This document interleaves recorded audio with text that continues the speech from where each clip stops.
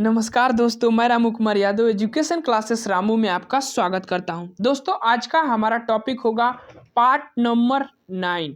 यानी कि इससे पहले हमने 8 पार्ट बना चुका हूं विविध के अंतर्गत और उसको वीडियो को अपलोड कर चुका हूं। तो अगर आप उन वीडियो को नहीं देखे होंगे तो आप उन वीडियो को जरूर देखिएगा।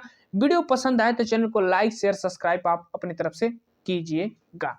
देखिए, अगर आप प्राइमरी सुपर टेट की तैयारी करते हैं तो 30 नंबर का प्रश्न मनोविज्ञान के अंतर्गत पूछा जाता है, जिसमें 3 टॉपिक दिया गया है। एक टॉपिक शिक्षण कौशल, एक टॉपिक मनोविज्ञान साइको और एक टॉपिक जीवन कौशल दिया गया है। तो उन तीनों टॉपिकों को समाहित कर इनमें विविध के अंतर्गत जो जीवन कौशल के अंतर्गत 6वां लेसन विविध दिया गया है, उसके अंतर्गत मैं आप सभी को पढ़ा रहा हूँ। काफी इंपोर्टेंट सिद्धांत उनके बारे में आपके सामने व्याख्या करते हुए आपको बताते हुए चल रहा हूं। तो आप इन वीडियो को जरूर देखें, काफी इंपोर्टेंट वीडियो आप लोगों के लिए ये होगी। तो आज का हमारा सिद्धांत है अब्राहम मैस्लो का। अब्राहम मैस्लो से स्टार्ट करते हैं। अब्राहम मैस्लो का जो सिद्धांत है, मांग और पूर्ति का सिद्धांत ये है। इन्होंने इस सिद्धांत में 5 प्रकार की मांग बताई है व्यक्ति के अंदर। इन्हें मानवतावाद का उपागम भी कहा जाता है। तो ध्यान रखिएगा, इनके सिद्धांत को आवश्यकता का पदानुक्रम सिद्धांत भी कहा जाता है। ये चीज इनके सिद्धांत को भी कहा जाता है। आगे चलते हैं, ये इनका क्रम है सिद्धांत का, जो समझ लेते हैं। जैसे देखिए, ये थोड़ा गलत दिया गया है, इनका क्रम थोड़ा ऊपर से नीचे दे दिया गया है, उल्टा बस दिया गया है। बस इतना चीजें ध्यान रखिए, ये पहले पर होना चाहिए, दूसरे पर, ये तीसरे पर, ये चौथे पर और ये 5वें पर होना चाहिए। ऐसा क्रम इसका होना चाहिए। पहले व्यक्ति के अंदर जो है शारीरिक आवश्यकता होती है, जिसको हम जैविक आवश्यकता कहते हैं। भोजन, नींद और पानी की आवश्यकता व्यक्ति के अंदर पहली आवश्यकता होती है। जब उस आवश्यकता की उनकी पूर्ति हो जाती है, तब जो उनके अंतर्गत एक सुरक्षा की आवश्यकता उत्पन्न होती है, जिसको शरीर, समाज और आर्थिक के अंतर्गत रखा जाता है। वो अपने शरीर की सुरक्षा करना चाहता है, रोग से, समाज से वो सुरक्षा करना चाहता है।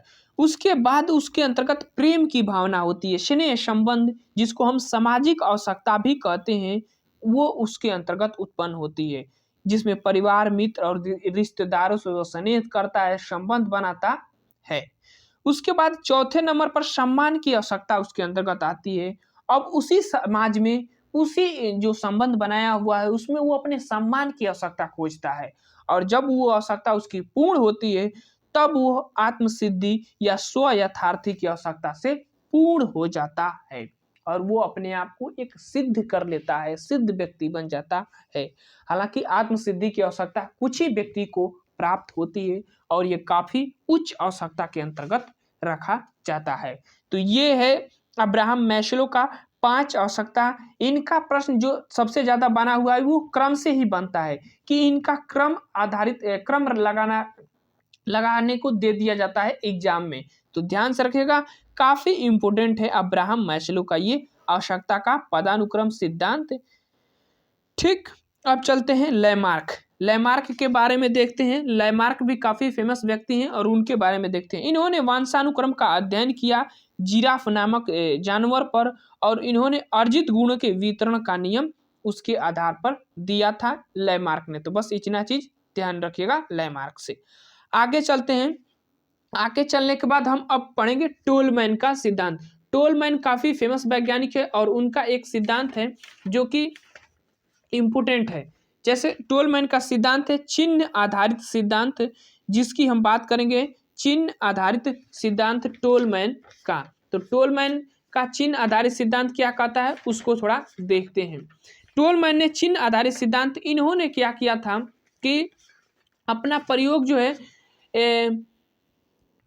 पहली चीज ये समझिए ये यूएस के रहने वाले हैं। दूसरी चीज ये है कि इनके सिद्धांत के कई नाम है, जैसे प्रतीकात्मक सिद्धांत, ज्ञान का मानचित्र का सिद्धांत भी इनके सिद्धांत को कहा जाता है। तो ध्यान से रखिएगा।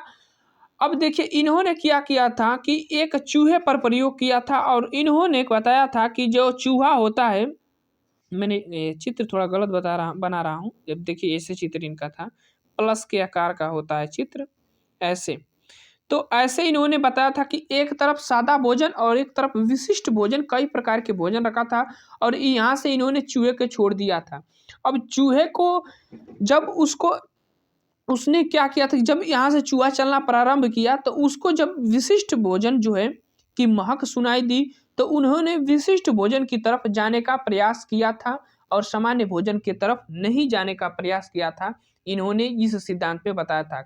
इन्होंने बताया था कि अर्थात व्यक्ति उद्दीपक और अपनी सूझ दोनों का इस्तेमाल करके व प्रयोग करके अधिगम करता है।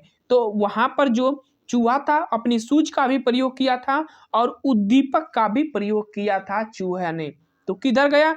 विशिष्ट भोजन की तरफ उस चूहे ने गया था। इन्होंने बताया था कि सूझ उद्दीपक के आधार पर और व्यक्ति प्रस्तुत करता है या उपयोग करता है अपने कार्य के प्रति। तो टोलमैन के सिद्धांत के बारे में आप समझ गए होंगे।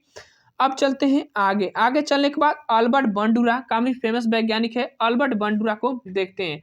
अल्बर्ट बंडूरा ने अपना सामाजिक विकास का सिद्धांत दिया था और इन्होंने, थोड़ा इसको ऊपर कर लेते हैं, अल्बर्ट बंडूरा ने सामाजिक विकास का सिद्धांत दिया था, इसीलिए इनको सामाजिक अधिगम का सिद्धांत, अनुकरण का अधिगम का सिद्धांत भी कहा जाता है और एक प्रेक्षणात्मक अवलोकनात्मक अधिगम का भी सिद्धांत इनको कहा जाता है और आदर्श आधारित इनका अधिगम था। पहली चीज समझिए, अल्बर्ट बंडूरा ने अपना सामाजिक विकास का सिद्धांत दिया। ये यूएस के रहने वाले थे और इन्होंने कहा था कि व्यक्ति जो है समाज से अवलोकित कर कर अनुकरण कर कर सीखता है। सीधी बात,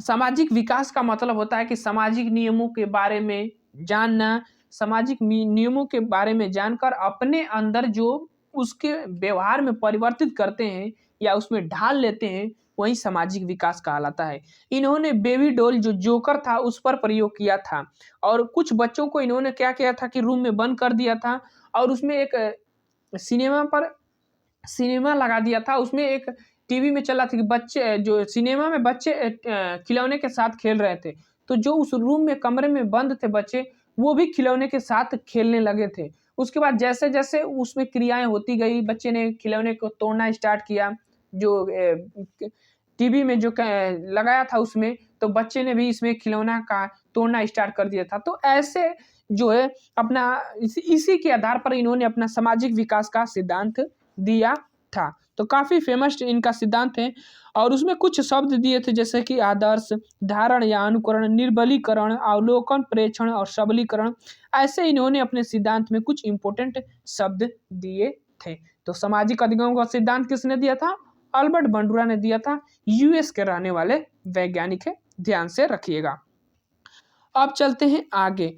आगे चलने के बाद अब हम बात करेंगे जो है रोडोल्फ गोल्काय, काफी फेमस वैज्ञानिक रोडोल्फ गोल्काय, और यह एक पहला वैज्ञानिक हैं जिन्होंने अपना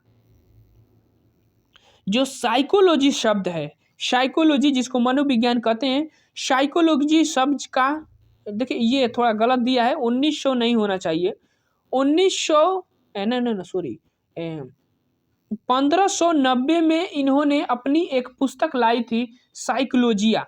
उसमें इन्होंने सर्वप्रथम साइकोलॉजी यानी मनोविज्ञान शब्द का सर्वप्रथम प्रयोग करने वाले रोडोल्फ गोल्काय हैं।